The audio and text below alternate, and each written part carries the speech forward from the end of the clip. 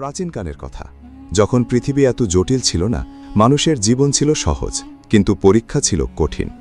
সেই যুগে গ্রামগুলো ছিল ছোট ছোট, মাটির বাড়ি, খোলা উঠোন, পাখির ডাক আর ফজরের আজানে ঘুম ভাঙা মানুষের জীবন। এই গ্রামগুলির মধ্যে একটি জনপদ ছিল, যার পরিচিতি ছিল না কোনো বড় বাজারের কারণে, না কোনো প্রাসাদের কারণে, বরং সেখানকার মানুষের সরলতা আর বিশ্বাসের কারণে। সেই জনপদের প্রান্তে নদীর ধারে একটি ছোট মাটির ঘরে বাস করত এক যুবক। তার নাম ছিল ইউনুস বিন হামিদ। পেশায় সে ছিল কুমোর। মাটি দিয়ে হাড়ি, কলস, থালা বানাত এবং বাজারে বিক্রি করত। তার সংসার ছিল সাদামাটা, একটি বৃদ্ধা মা, একটি পুরনো মাটির চাকা আর একটি ছোট্ট চুলা। কিন্তু তার হৃদয় ছিল অনেক বড়, ঈমান আর সততায় পরিপূর্ণ। ইউনুসের দিন শুরু হতো ফজরের আজানেরও আগে। সে ঘুম থেকে উঠে অন্ধকারে অজু করত, তারপর নামাজে দাঁড়াত এমন মনোযোগ দিয়ে যেন সে সত্যিই আল্লাহর সামনে দাঁড়িয়ে আছে। নামাজ শেষে কিছুক্ষণ কোরআন পড়ত, তারপর মায়ের পায়ের কাছে বসে পা টিপে দিত এবং দোয়া নিয়ে কাজে বের হতো। তার মাটির চাকা ঘুরত আর তার মুখে চলত আল্লাহর জিকির। সে কাজের ফাঁকে ফাঁকে দুরূদ পড়ত, আস্তাগফার পড়ত, আল্লাহর নেয়ামতের কথা ভাবত। গ্রামের মানুষ ইউনুসকে ভালোবাসত। তারা বলতো ইউনুসের হাড়িতে বরকত আছে, কারণ সে কখনো মাপে কম দেয়নি, কখনো ভাঙা মাল সুস্থ বলে বিক্রি করেনি। যদি কোনো পাত্রে ফাটল থাকত, সে নিজেই বলতো, এটা নিও না, পরের বার ভালো করে দেব। যদি কারো টাকা কম থাকত, সে বলতো পরে দিও। আর যদি সে জানত যে কেউ সত্যিই গরিব, তাহলে টাকা না নিয়েই দিয়ে দিত। গ্রামে একটি মসজিদ ছিল, যেখানে সন্ধ্যায় পুরুষরা জড়ো হতো। ইউনুসকে সবসময় সামনের কাতারে দেখা যেত। সে বেশি আলেম ছিল না, কিন্তু যতটুকু জানত সেটা মন থেকে মানত এবং আমল করত। প্রবীণরা তাকে দোয়া দিত, শিশুরা তার কাছে বসতে পছন্দ করত, আর গ্রামের মহিলারা বলাবলি করত, এই যুবক যদি কারো ঘরে আসে জামাই হয়ে, সেই ঘরে শান্তি থাকবে। ইউনুসের একটাই বৈশিষ্ট্য ছিল যা তাকে সবার থেকে আলাদা করত। সে কাউকে না বলতে পারত না। কেউ বিপদে পড়লে সে নিজের কাজ ফেলে ছুটে যেত। কারো ঘরে রোজা রাখার মতো খাবার না থাকলে সে নিজের থেকে পাঠিয়ে দিত। কারো খেতে কাজ বেশি হলে মজুরি না নিয়ে হাত লাগাত। এই কারণে তার নিজের সংসার ছিল একটু কষ্টের, কিন্তু সে কখনো অভিযোগ করত না। বলতো, আল্লাহ দিয়েছেন, আল্লাহর বান্দাদের দিলাম, তিনি আবার দেবেন। এই ছিল ইউনুসের জীবন, সাদা, পরিষ্কার, শান্ত। কিন্তু যেখানে নেকি আর সততা থাকে, সেখানে পরীক্ষাও আসে। এটাই দুনিয়ার নিয়ম। গ্রামের মাঝখানে একটি বড় বাড়ি ছিল, যেখানে বাস করত শিরিন বিনতে মাসুদ। সে ছিল ধনী পরিবারের মেয়ে। বাবা মারা যাওয়ার পর বড় সম্পত্তি মালিক হয়েছিল। তার চেহারায় লাবণ্য ছিল, কথায় মিষ্টি ছিল, পোশাক ছিল ঝলমলে। গ্রামের মানুষ তার প্রশংসা করত মুখে, কিন্তু পিছনে ফিসফিস করে বলতো, শিরিনের মনটা ভালো না, সে মানুষকে ব্যবহার করে, তারপর ফেলে দেয়। তার কথায় বিষ আছে, তার হাসিতে ফাঁদ আছে। একদিন শিরিনের বাড়ির একটি বড় কলস ভেঙে গেল। সে ইউনুসকে ডাকল নতুন কলস বানাতে। ইউনুস এলো, মাপ নিল, কথা বলল কম, কাজ করল মনোযোগ দিয়ে। শিরিন যখন দাম দিতে চাইল, ইউনুস বলল, এই কাজের জন্য এতটুকুই যথেষ্ট। শিরিন অবাক হয়ে বলল, এত কম কেন? তুমি কি আমার থেকে দূরত্ব রাখছ? ইউনুস সরলভাবে বলল, না বিবি, আমার দরকার পেট ভরার মতো, তার বেশি নয়। এই কথায় কোনো অহংকার ছিল না, কোনো কটাক্ষ ছিল না, শুধু সত্যি কথা। কিন্তু এই সরল কথাটাই শিরিনের মনে একটা গভীর আঁচড় কাটল। সে ভাবল, এই যুবক আমার দিকে মনোযোগ দিচ্ছে না কেন? সবাই তো আমার কাছে আসে, আমার সাথে কথা বলার সুযোগ খোঁজে, কিন্তু এই কুমোর কিনা কাজ করে চলে যাচ্ছে, নজর তুলে তাকাচ্ছেও না। এর মনে কি কোনো অনুভূতি নেই, নাকি সে সত্যি এতটা নেক যেমনটা লোকে বলে? এই প্রশ্ন থেকে একটি জিদ জন্ম নিল। শিরিন ঠিক করল, সে যেভাবেই হোক ইউনুসকে তার দিকে মনোযোগী করবে। তার অহংকার সহ্য করতে পারছিল না যে একজন সাধারণ কুমোর তাকে অগ্রাহ্য করছে।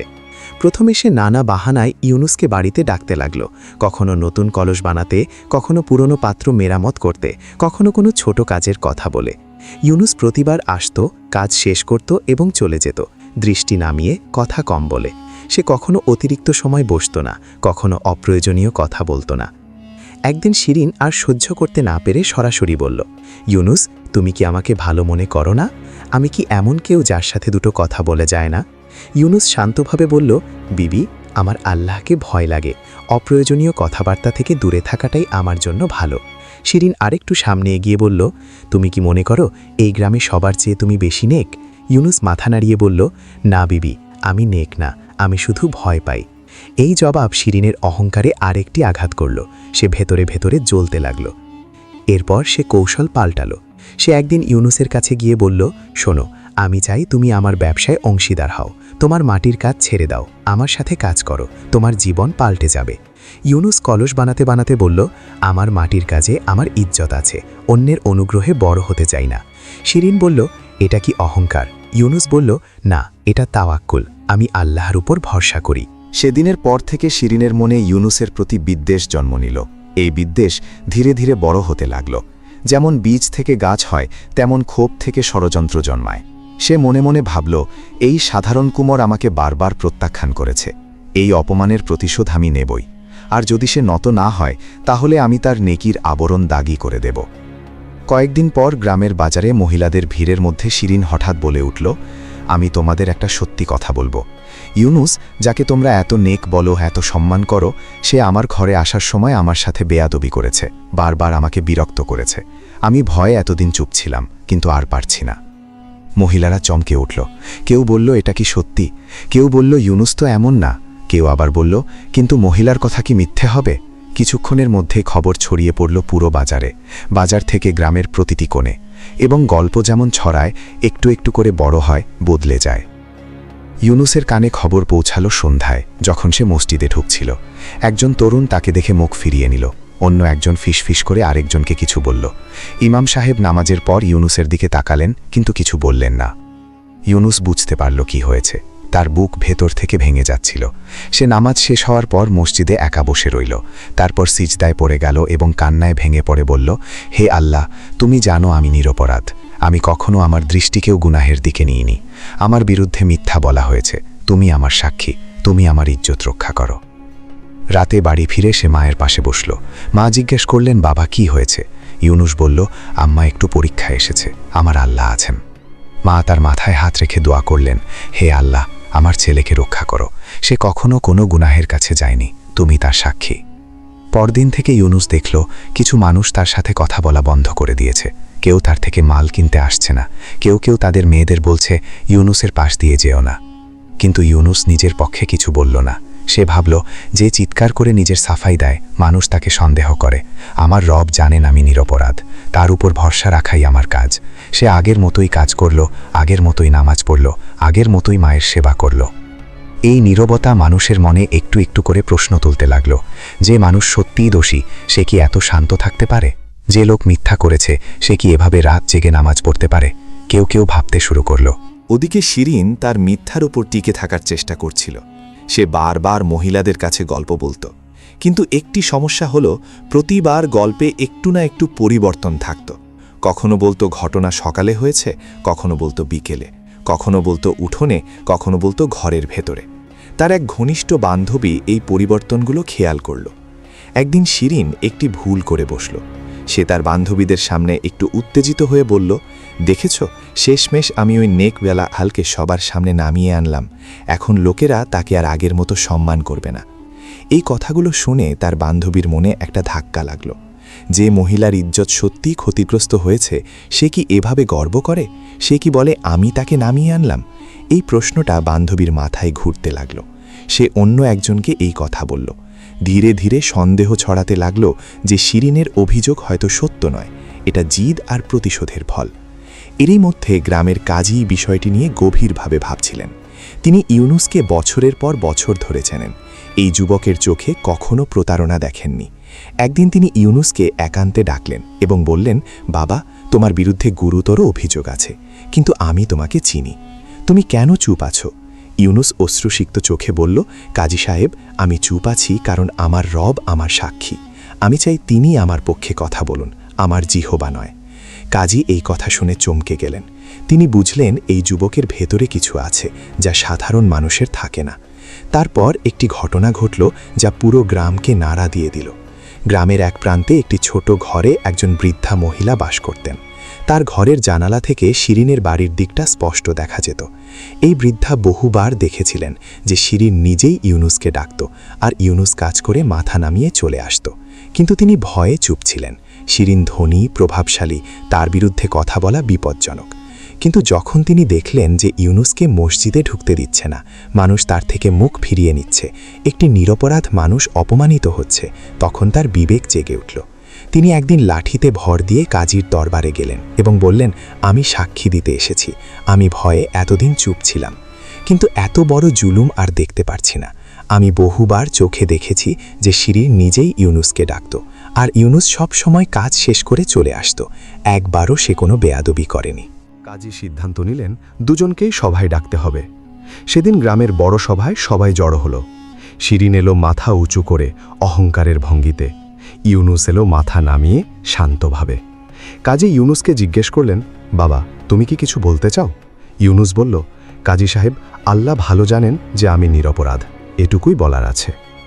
তারপর বৃদ্ধা মহিলা তার সাক্ষ্য দিলেন। শিরিনের গল্পের পরিবর্তনগুলো তুলে ধরা হলো। তার নিজের মুখ থেকে বের হওয়া সেই কথাটিও বলা হলো, আমি শেষমেশ তাকে নামিয়ে আনলাম। সভায় নীরবতা নামল। শিরিনের মুখ ফ্যাকাশে হয়ে গেল, তার হাত কাঁপতে লাগল। কাজী তাকে আল্লাহর কসম দিয়ে বললেন, সত্য বলো, মনে রেখো দুনিয়ায় লুকাতে পারলেও আল্লাহর কাছে লুকানো যাবে না। শিরিনের ঠোঁট কাঁপতে লাগল, সে কিছু বলতে চাইল, কিন্তু শব্দ বের হলো না। তারপর সে ধীরে ধীরে মাথা নামিয়ে বলল, আমি মিথ্যা বলেছিলাম। সভায় একটি ঝড় বয়ে গেল, মানুষ একে অপরের দিকে তাকাতে লাগল। কেউ কেউ লজ্জায় মাথা নামালো, কারণ তারাও ইউনুসকে সন্দেহ করেছিল। কাজী ঘোষণা করলেন, ইউনুস নিরপরাধ, সে পাক, সৎ এবং বিশ্বস্ত। এই জনপদ তার ধৈর্যের সাক্ষী। ইউনুসের চোখ থেকে জল ঝরতে লাগল। সে আকাশের দিকে হাত তুলে বলল, হে রব, তুমি আমার ইজ্জত বাঁচিয়েছ, তোমার শুকরিয়া। সেদিন গ্রামে একটি নতুন অধ্যায় শুরু হলো। যারা ইউনুসকে সন্দেহ করেছিল তারা লজ্জিত হলো এবং তার কাছে ক্ষমা চাইল। কেউ কেউ বলল, আমরা এত তাড়াতাড়ি বিশ্বাস শুনলাম কেন? কেউ বলল, ইউনুসের মতো ধৈর্য আমাদের কখনো হবে না। শিরিনের জীবনে কিন্তু এই ঘটনার পর একটি ভয়াবহ পরিবর্তন এলো। আগে যারা তার বাড়িতে আসতো তারা এখন দূরে সরে গেল। বাজারে সে গেলে মানুষ কথা বলা থামিয়ে দিত। মহিলারা তার কাছ থেকে তাদের মেয়েদের সরিয়ে রাখত। তার রূপ ছিল, তার সম্পদ ছিল, কিন্তু মানুষের বিশ্বাস চলে গিয়েছিল, আর বিশ্বাস একবার চলে গেলে সহজে ফেরে না। একাকিত্বের মধ্যে শিরিনের মনে একটি প্রশ্ন বারবার আসত, আমি কেন এমন করলাম? আমার কাছে সব ছিল, সম্পদ, সৌন্দর্য, মানুষের সম্মান, তবু আমি একটি নিরীহ মানুষকে কষ্ট দিলাম। কারণ কি? শুধু এই কারণে যে সে আমার দিকে মনোযোগ দেয়নি? শুধু এই কারণে যে সে তার আল্লাহকে আমার চেয়ে বেশি ভয় পেয়েছিল? এই প্রশ্নের জবাব সে নিজেই জানত, অহংকার। সেই অহংকার যা মানুষকে ভেতর থেকে খেয়ে ফেলে, তারপর বাইরে থেকে ভেঙে দেয়। একদিন গভীর রাতে সে মাটিতে সেজদা করে কাঁদতে লাগল এবং বলল, হে আল্লাহ, আমি জুলুম করেছি, একটি নেক মানুষকে বদনাম দিয়েছি, আমাকে মাফ করো। সেদিনের পর থেকে শিরিন আস্তে আস্তে বদলাতে শুরু করল, কিন্তু মানুষের বিশ্বাস ফিরে পাওয়া এত সহজ ছিল না। ইউনুসের কথায় ফিরে আসি। তার নির্দোষ প্রমাণিত হওয়ার পর গ্রামে তার মর্যাদা আরও বাড়ল। মানুষ বুঝতে পেরেছিল এই যুবকের ধৈর্য সাধারণ নয়, এটা আল্লাহর দেওয়া বিশেষ নেয়ামত। দূর দূরান্ত থেকে মানুষ আসতে লাগল, কেউ ঝগড়ার ফয়সালা নিতে, কেউ দোয়া নিতে, কেউ শুধু বসতে, কারণ ইউনুসের পাশে বসলে মনে শান্তি লাগত। ইউনুস কিন্তু বদলায়নি। তার মাটির চাকা আগের মতোই ঘুরত, তার জিকির আগের মতোই চলত, তার মায়ের সেবা আগের মতোই হতো। সে বলতো, মানুষের সম্মান আমার দরকার নেই, আমি চাই আল্লাহ আমার উপর খুশি থাকুন। একবার গ্রামে ভয়াবহ খরা এলো, নদীতে পানি কমে গেল, ক্ষেতের ফসল পুড়ে মরে গেল, কুয়ার তলা দেখা যেতে লাগল। ঘরে ঘরে খাবারের অভাব, ছোট শিশুরা কাঁদছে, বৃদ্ধরা দুর্বল হয়ে পড়ছে। মানুষ না জানলে কোথায় যাবে, কি করবে? সেই অবস্থায় গ্রামবাসী একত্রিত হয়ে বলল, চলো ইউনুসের কাছে যাই, সে আল্লাহর কাছে দোয়া করুক। ইউনুস বলল, আমি কিছুই না, দোয়া কবুল করার মালিক একমাত্র আল্লাহ, কিন্তু চলো সবাই মিলে মসজিদে যাই। সেদিন পুরো গ্রাম মসজিদে একসাথে জড়ো হলো। ইউনুস 2 রাকাত নামাজ পড়ল, তারপর সিজদায় পড়ে দোয়া করল, হে রাব্বুল আলামিন, আমরা গুনাহগার, কিন্তু তুমি গাফুর, তুমি রাহিম, তোমার বান্দাদের উপর রহম করো। আমাদের শিশুরা ক্ষুধায় কাঁদছে, আমাদের ক্ষেত শুকিয়ে গেছে, তোমার রহমতই আমাদের একমাত্র ভরসা। মসজিদের বাইরে মানুষ অপেক্ষা করছিল। হঠাৎ আকাশ মেঘলা হয়ে গেল, ঠান্ডা বাতাস বইতে শুরু করল, তারপর বৃষ্টি নামল, প্রথমে আস্তে আস্তে, তারপর ঝমঝম করে। মানুষ আনন্দে কেঁদে ফেলল, শিশুরা বৃষ্টিতে ছুটে বেরিয়ে পড়ল, প্রবীণরা আকাশের দিকে হাত তুলে বললেন, আলহামদুলিল্লাহ। ইউনুস কিন্তু সেদিন বেশি কথা বলল না, সে শুধু মাথা নিচু করে বলল, সব মেহেরবানি আল্লাহর।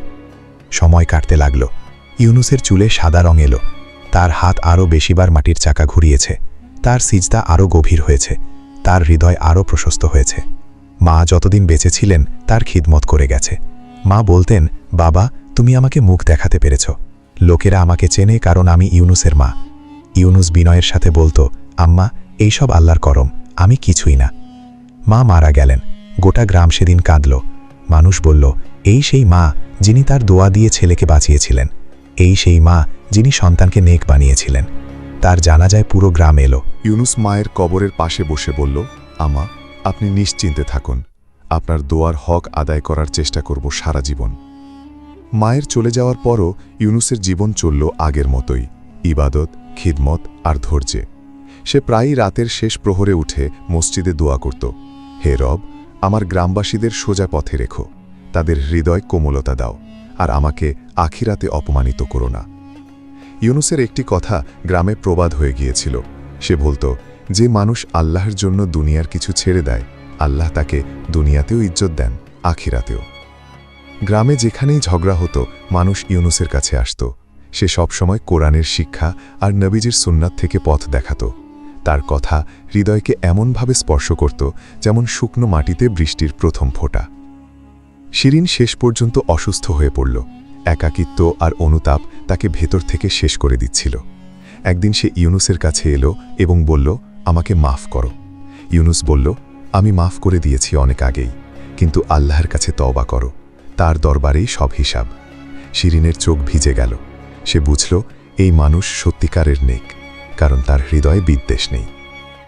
যখন ইউনুসের শেষ সময় এলো, সে ফজরের নামাজ পড়ে কোরআন খুলে বসেছিল। হঠাৎ সে আকাশের দিকে তাকালো এবং মুচকি হেসে বলল, হে রব, এখন তোমার কাছে আসার সময় হয়েছে, আমি প্রস্তুত। তার রূহ বেরিয়ে গেল এত শান্তিতে যেন ঘুমিয়ে পড়ল। যারা দেখল তারা বলল, তার চেহারায় নূর ছিল। সেদিন গ্রামের সবচেয়ে বড় জানাজা হল। দূর থেকে মানুষ এলো। সবাই বলল, এই সেই কোমর যাকে মিথ্যা অপবাদ দেওয়া হয়েছিল, কিন্তু সে ধৈর্য ধরেছিল। এই সেই মানুষ যার ধৈর্য পুরো গ্রামকে পাল্টে দিয়েছিল। ইউনুসের কবর নদীর ধারে একটি পুরনো গাছের ছায়ায়। আজও মানুষ সেখানে বসে তাদের সন্তানদের গল্প শোনায়। শিশুরা শুনত এবং বলতো, আমরাও ইউনুসের মতো হব। এভাবে একটি সাধারণ মানুষের জীবন যুগের পর যুগ মানুষের হৃদয়ে বেঁচে রইল। কারণ দুনিয়ার সত্য একটাই, সত্য চিরকাল জ্বলে, মিথ্যা একদিন নিভে যায়, আর ধৈর্য কখনো ব্যর্থ হয় না। এটাই আল্লাহর নিয়ম, এটাই এই গল্পের শিক্ষা। ভিডিওটি ভালো লাগলে অবশ্যই লাইক, কমেন্ট এবং চ্যানেলটি সাবস্ক্রাইব করবেন।